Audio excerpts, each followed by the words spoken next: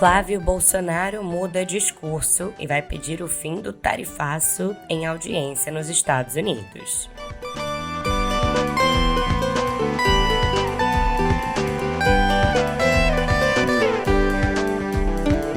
Espanha vence Portugal e encerra a participação de Cristiano Ronaldo em Copas.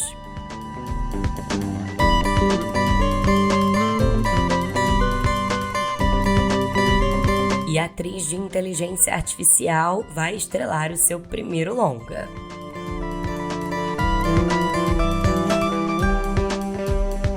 Olá para você, tudo bem por aí? Bom dia, boa tarde ou boa noite.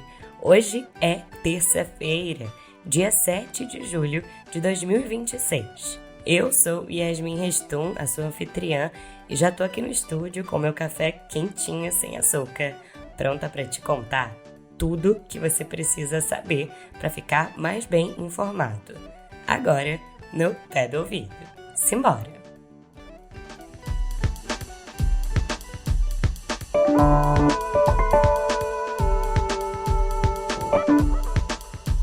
Abrindo a editoria de política, eu te conto que no segundo dia da audiência pública promovida pelo Escritório do Representante Comercial dos Estados Unidos a respeito de um novo tarifaço contra o Brasil, o senador e pré-candidato à presidência da República, Flávio Bolsonaro, do PL do Rio de Janeiro, pretende mudar o discurso da carta enviada ao governo de Donald Trump e agora ele sugeriria a suspensão das taxas para pedir o fim das medidas e defender o PIX.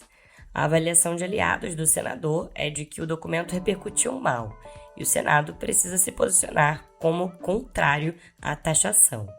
A manifestação de Flávio vai ter 5 minutos e está prevista para as 10 da manhã de hoje no horário aqui do Brasil, horário local de Brasília. Flávio pretende afirmar que a imposição da tarifa prejudicaria exportadores e consumidores brasileiros e poderia produzir efeitos políticos contrários aos pretendidos por Washington, ao fortalecer o presidente Luiz Inácio Lula da Silva, do PT.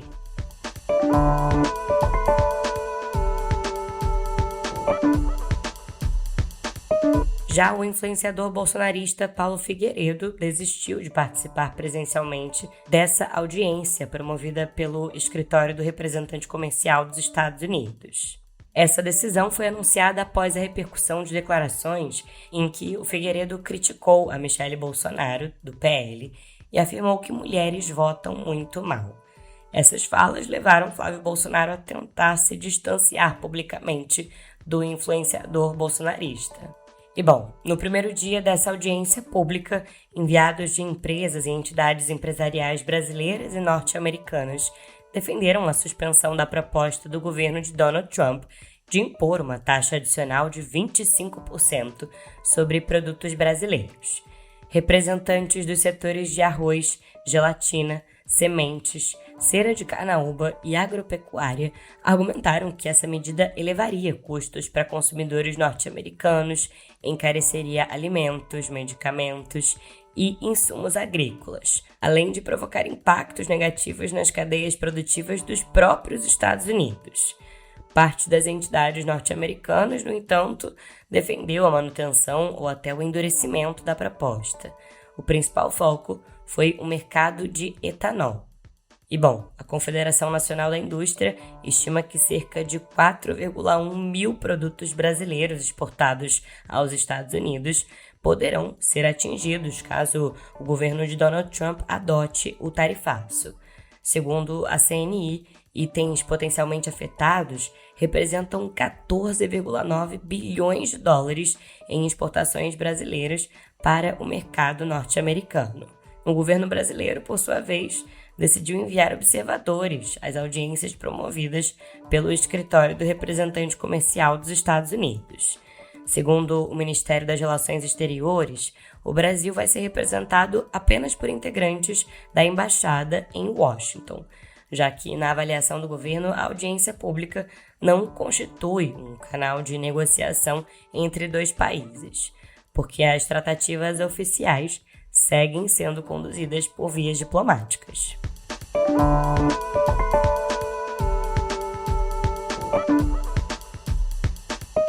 De qualquer forma, o ministro das Relações Exteriores, Mauro Vieira, quis encaminhar a essa reunião uma carta contestando o novo tarifaço. O documento sustenta que a medida não encontra respaldo nas evidências apresentadas pelo Brasil durante a investigação conduzida pelo órgão norte-americano. O Itamaraty classificou as conclusões dessa investigação como errôneas e arbitrárias, afirmando que o relatório desconsiderou informações sobre a legislação brasileira e as ações de fiscalização adotadas para combater o trabalho análogo à escravidão. Mauro Vieira, o ministro das Relações Exteriores, também afirmou dessa vez, num documento enviado à Câmara dos Deputados, que a classificação do Comando Vermelho e do Primeiro Comando da Capital como organizações terroristas por parte dos Estados Unidos pode abrir espaço, em última instância, para uma ação militar norte-americana em território brasileiro. No documento, Mauro Vieira afirma que a medida ela pode permitir a adoção de ações unilaterais e extraterritoriais por parte das autoridades norte-americanas contra pessoas, empresas e organizações brasileiras, inclusive sem vínculos diretos com os Estados Unidos.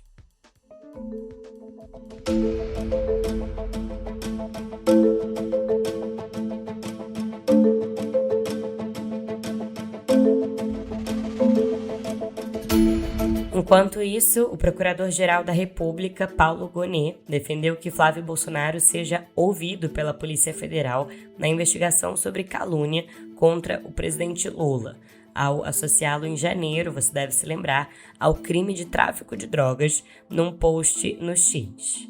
O Procurador-Geral da República, Paulo Gonet, disse que escutar Flávio Bolsonaro é uma medida de especial relevância, sobretudo em razão da possibilidade de retratação, que é capaz de isentar o investigado, o Flávio no caso, de pena. Bom, a lei define que, se antes da sentença o réu se retratar, ele fica isento de pena. Mas, se a ofensa tiver sido feita por meios de comunicação, o ofendido pode escolher que a retratação se dê pelas mesmas formas.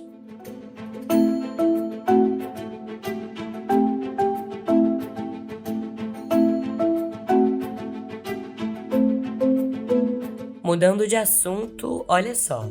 O ministro Alexandre de Moraes, do Supremo Tribunal Federal, determinou que 7 tribunais de justiça estaduais e o Tribunal de Justiça do Distrito Federal informem em até 48 horas todos os pagamentos efetuados a magistrados, aposentados e pensionistas entre abril e julho de 2026.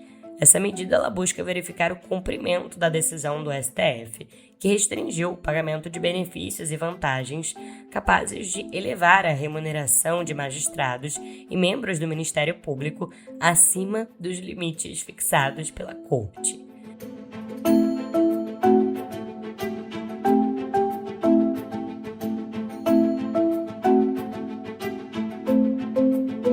E o Alexandre de Moraes também determinou que o Exército entregasse à Polícia Federal 8 armas registradas em nome do ex-presidente Jair Bolsonaro, do PL. Segundo a defesa, das 10 armas cuja entrega havia sido determinada por Moraes, 8 estariam sob guarda do Batalhão de Polícia do Exército. À noite, o comando do Batalhão de Polícia do Exército de Brasília informou ao STF que entregou à Polícia Federal as armas do ex-presidente que estavam sob a sua guarda, mas que 2 das 8 armas não se encontram sob a posse do Exército. Uma era aquela apreendida com um segurança de Bolsonaro. A outra, uma espingarda, de acordo com a defesa de Bolsonaro, está em uma importadora no Rio Grande do Sul.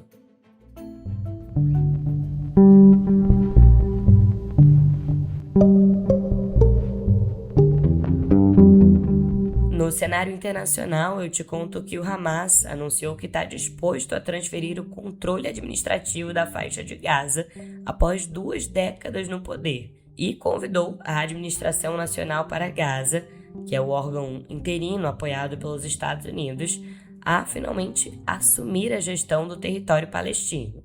O Hamas afirmou também que aceita transferir as responsabilidades pela segurança durante o período de transição, sem se comprometer a se desarmar unilateralmente, que é uma condição exigida por Israel e pelos Estados Unidos.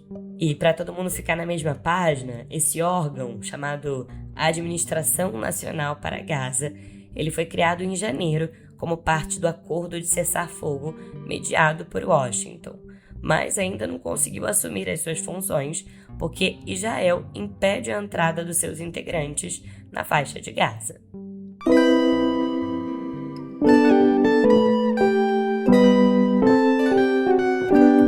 Abrindo a editoria de Viver, eu te conto que a Espanha venceu Portugal por 1-0 nesta segunda-feira em Dallas. E agora segue para as quartas de final da Copa do Mundo. O gol de Miquel Merino, além de desclassificar a seleção portuguesa, encerrou a participação de Cristiano Ronaldo em mundiais. Agora, os espanhóis encaram a Bélgica, que goleou os Estados Unidos por 4-1, com 2 gols de Charles de Ketelaere, um de Hans Van Aken e outro de Romelu Lukaku. Tillman fez o único gol do último anfitrião a se despedir da disputa. E falando em Copa, o presidente da FIFA, Gianni Infantino, disse não ter havido interferência política na anulação do cartão vermelho aplicado ao jogador dos Estados Unidos, Folarin Balogun, durante a partida contra a Bósnia e Herzegovina na fase anterior. O presidente da FIFA admitiu ter recebido um telefonema de Donald Trump pedindo a revisão do árbitro brasileiro Rafael Claus, mas garantiu que não teve nenhum poder sobre essa medida. Bom, a decisão de cancelar o cartão pela FIFA gerou uma enxurrada de críticas por parte de técnicos, ex-jogadores e entidades do futebol. A UEFA afirmou que a medida ultrapassou uma linha vermelha ao tomar uma decisão incompreensível e injustificável. O treinador e ex-jogador inglês Wayne Rooney considerou uma vergonha absoluta, enquanto o técnico alemão Jürgen Klopp chamou a decisão de loucura.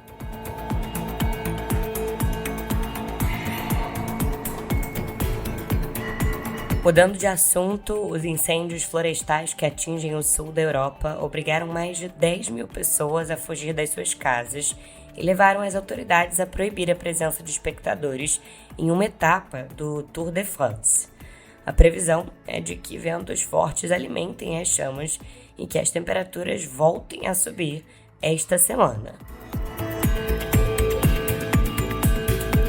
E o telescópio espacial Euclide, da Agência Espacial Europeia, alcançou um marco científico histórico ao identificar 31 quasares que existiam quando o universo tinha apenas 5% da sua idade atual. Entre esses centros energéticos e superbrilhantes de galáxias ativas, que são os quasares, estão os 2 mais antigos e mais distantes já registrados, com aproximadamente 13 bilhões de anos. Os resultados, publicados na revista científica Astronomy and Astrophysics, mostram que eles brilhavam com a intensidade de 1 trilhão de sóis, quando o universo tinha apenas 670 milhões de anos.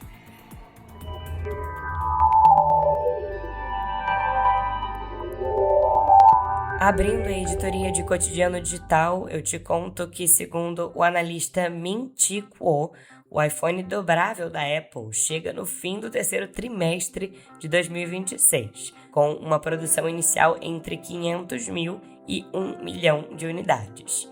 A demanda, porém, deve ser muito maior do que essa oferta, com previsão de que o aparelho deva esgotar logo após as pré-vendas, com filas de até 6 semanas, mesmo a um preço caro, entre $2.300 até $2.500.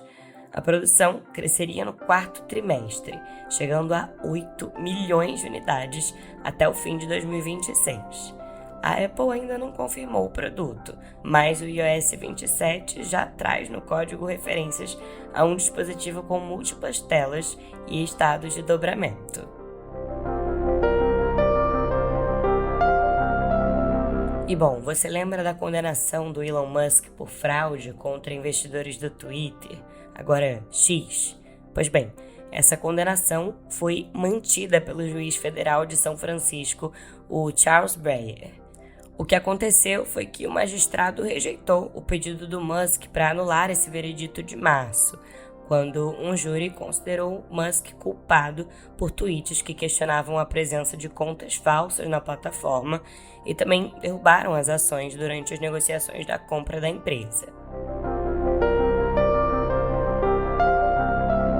E a Sky anunciou a compra da divisão de transmissão e streaming da ITV por 1,6 bilhão de euros, o que encerraria o período de 70 anos da emissora como empresa pública independente no Reino Unido.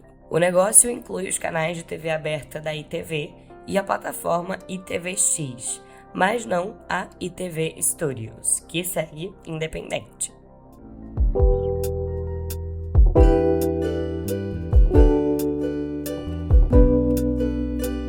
Chegando à editoria de cultura, eu te conto que o Festival de Veneza vai homenagear George Clooney com o Leão de Ouro pelo conjunto da sua obra na edição deste ano, que acontece entre 2 e 12 de setembro.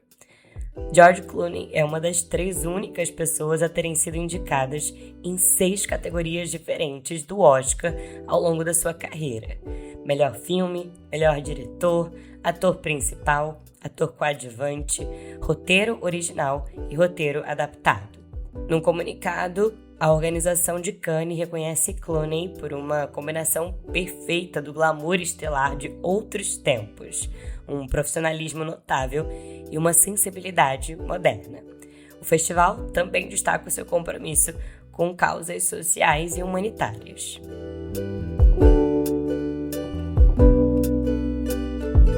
E olha, para quem estiver no Rio de Janeiro, pode botar na agenda que tem um convite especial rolando essa semana. Fala aí, o que é que você manda, Fernanda Berlink? Oi, Yasmin, ouvintes do No Pé do Ouvido. Aqui quem fala é Fernanda Berlink e eu queria fazer um convite para vocês. No dia 9 de julho, na quinta, a gente vai promover uma exibição gratuita do documentário Cuidadoras, que eu mesma dirigi. O filme acompanha a história de 4 mulheres que dedicam suas vidas ao cuidado de familiares com transtornos mentais e convida a refletir sobre um trabalho que muitas vezes permanece invisível, apesar de ser essencial para a sociedade. Depois da sessão, a gente vai conversar sobre cuidado, saúde mental, políticas públicas e redes de apoio. Estarão comigo nesta roda a professora Daniela Costa, da UFRJ, a juíza do trabalho Juliana Pisa e a Vanusa Assis, que é integrante do projeto Mulheres Cuidadoras. Então anota aí, o encontro acontece no Rio, no dia 9 de julho, às 3 da tarde, no Hub Caixa, que fica ali na Avenida Oscar Niemeyer, número 2000, 11º andar, no bairro Santo Cristo. Será um prazer encontrar vocês por lá. Quem quiser mais informações, estamos no Instagram com @mulheres.cuidadoras ou @fberlink com C e K no final. Um beijo e espero vocês.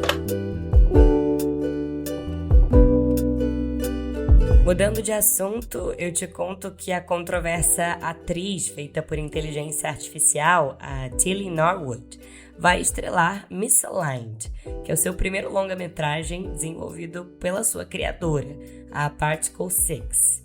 A companhia afirma que a produção do filme vai contar com profissionais tradicionais, como diretores, roteiristas e editores, trabalhando ao lado de especialistas em inteligência artificial. Esse longa, o Misaligned, ele é descrito como uma comédia dramática que conta uma história de amadurecimento permeada pelo caos existencial da IA e ambientada no mundo digital surreal, localizado em um lugar na nuvem.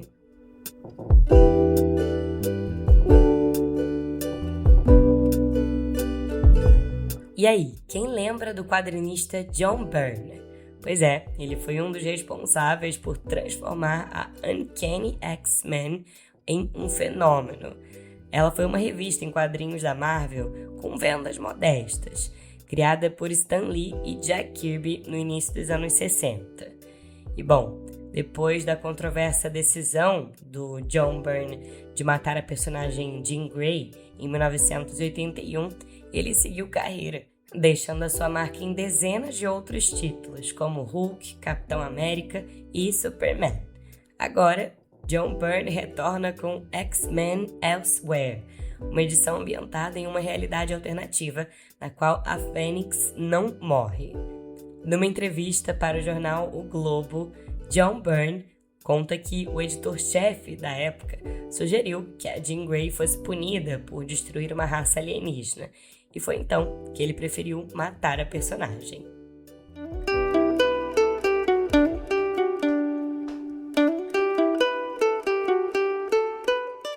E vamos chegando ao final de mais um episódio. Queria agradecer e muito pela sua companhia e preciso agradecer também aos colegas aqui da redação do Meio que fazem esse podcast ser o seu melhor companheiro diário de notícias.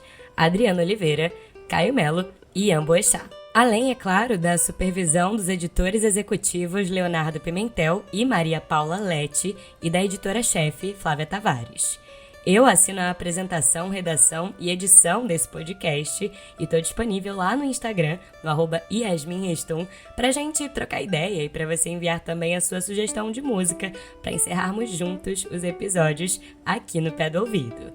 Eu demoro um pouquinho para responder, mas eu respondo. E em áudio, viu? Pra gente se despedir, que tal um pouco de animação?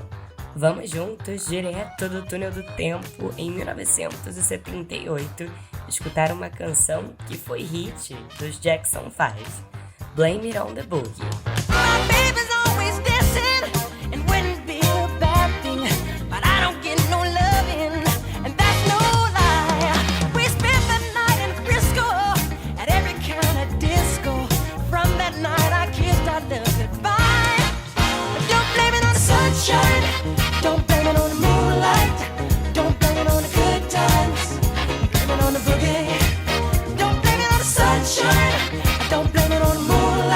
Amanhã tem mais notícias no Pé do Ouvido. Até lá!